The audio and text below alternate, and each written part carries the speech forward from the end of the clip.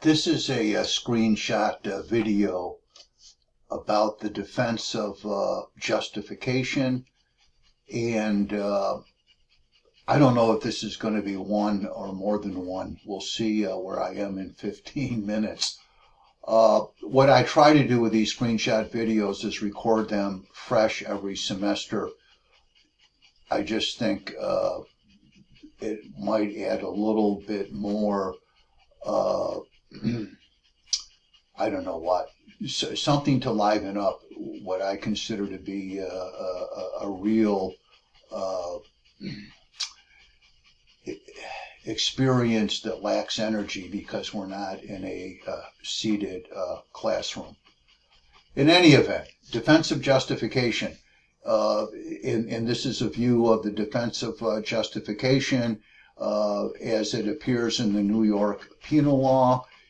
It's a regular defense as opposed to an affirmative defense, so that should a defendant raise it at trial, the people will not only have the burden of proving the crime charge beyond a reasonable doubt, but will have the additional burden of disproving the defense of justification beyond a reasonable doubt.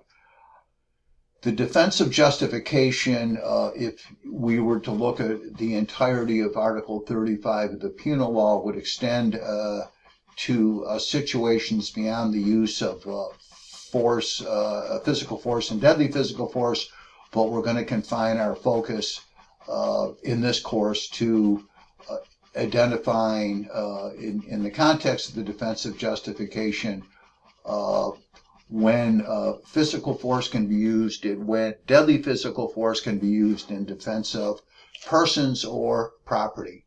We're also excluding looking at when law enforcement can use physical force and deadly physical force. I hardly am suggesting that's not an important topic, but it really is beyond the scope of this course. Now, our first task, if you will, is to distinguish between physical force and deadly physical force, because on some occasions only physical force can be used, and on other occasions deadly physical force can be used. And we really back into our definition of physical force by looking at the definition of deadly physical force, and that is defined in section 10.00, paragraph 11 of the penal law, is physical force under which the circumstances in which it is used is readily capable of causing death or serious physical injury. Serious physical injury in turn is defined as injury which creates a substantial risk of death or which causes death or serious and protracted disfigurement, etc.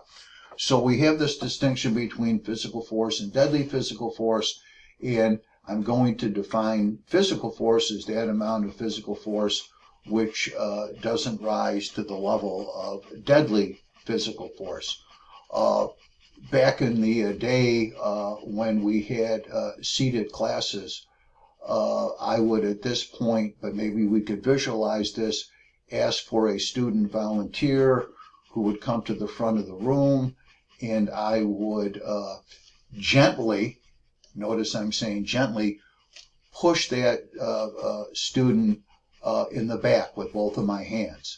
And I would try to use so little force that the student wouldn't even move.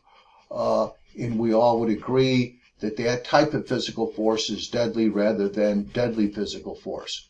Of course, we have to go back to the definition, the circumstances in which it is used. So if I gently push that same student while the student was standing at the edge of the Grand Canyon with his tippy toes already over the edge of the canyon, then the same amount of force under those circumstances, I think we all could agree, would be considered deadly physical force. But we have to keep this distinction between physical force and deadly physical force in mind. What I now am going to is a table where I have summarized the instances when physical force and deadly physical force can be used in defense of persons and then can be used in defense of property. And I think we can make an initial observation that, and it makes sense, I hope it makes sense to you, deadly physical force can never be used solely in defense of property. So if you have not you, but a person has a brand new car sitting out in their driveway that they just are looking at, perhaps, I don't know what, appreciating how lovely the car looks, and they see a person walk up the driveway and start to key the car, meaning scratch the surface of the car, they certainly, the owner of the car certainly has the ability, as we'll learn, to use physical force in defense of property, but they won't be able to use deadly physical force in defense of property. And I think we could attribute that to a value that most of us would at least pay lip service to, perhaps deeper than lip service, which is life is always more important than property. And I said that with a straight face. Now, what we're also going to see before we get down to the detail, there are certain crimes that might appear to be crimes against property, like burglary of a dwelling or an occupied building, where deadly physical force can be used. But we're going to see in those instances, however, that the circumstances that would give rise to the justifiable use of deadly physical force would be circumstances where a human life is in danger as opposed to the property itself. And let me throw in now an example so you might appreciate that observation. Let's assume that you're living in an upstairs, downstairs type of house, and you're in your bedroom, and it's in the middle of the night, and you just got up, and as you did to get a glass of water, you notice that everybody who lives in that house is in bed on the second floor. And as you get back in bed and as you start to drift off to sleep, you hear noise in the downstairs area of the house. And it's not the dog and it's not the cat. It's obviously, or it seems obvious to you, that it's a person, a stranger on your first floor. Now, at that juncture, as we'll see, you have reason to believe that there's a burglary going on of your dwelling. Reason to believe that. And I'm going to suggest to you that the alarm or concern that you will feel at that point isn't based on the property on your first floor. It's going to be based on the safety and welfare of yourself and those other humans who are at home. So my point being that yes, deadly physical force under those circumstances might be justifiable, but if we examine the circumstances, it's really deadly physical force being used to protect the welfare of others and not to protect the integrity of the property. In any event, let's see if we can just take a closer look at this table.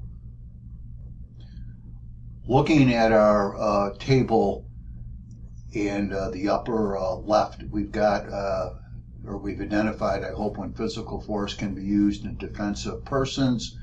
And the way that works is that, and this will get us to the asterisks, physical force can be used in defense of oneself or a third person based on the reasonable perception that someone is using or just about to use unlawful physical force against that person or the third person, but then only to the extent that the physical force is reasonably necessary for purposes of defense. And so we see the asterisks there. This is a silly example, but again, I used to use it in the classroom as I would stand in front of the class and I would say, let's assume that a 6-year-old kid walks into the classroom and comes up to me and cocks back his fist and said, you know, you've been giving my parent a hard time, I'm going to smack you. Well, the child is about to use unlawful physical force against me. That would be a reasonable perception, but clearly the physical force I could use to defend myself would have to be reasonably necessary. So I guess under that circumstance, I could perhaps take the child and steer him in the direction of his parent. But what I certainly couldn't do is strike the child, slap the child in an effort to defend myself, because clearly it seems to me that that amount of physical force would not be reasonably necessary. There are exceptions to the justifiable use of physical force in defense of persons, and I really have summed them up by saying one exception would be, let's call this person the defendant who's claiming the defense. The defendant started it.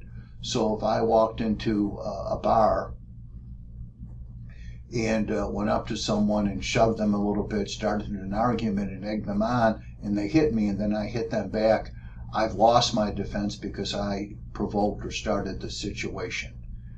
Another exception would be unlawful combat by agreement. It's kind of a neat phrase, combat by agreement. So combat by agreement could be lawful. For example, if we're going to a football game and the players are tackling each other and blocking each other, or a prize fight sanctioned by the state where the fighters are actually striking each other, perhaps even with lethal blows. But if I can go back to that situation in the bar, and let's assume that there's no force being used, but two people are arguing it, and then you have the stupid suggestion, let's go outside and settle this, and the two people go outside to the parking lot and have a fight. Well, that's unlawful combat by agreement, and neither participant would have a good defense of justification. I'm going to stop here. I'm looking at my time, and I'll pick up the rest of the table in the next screenshot video. Thanks.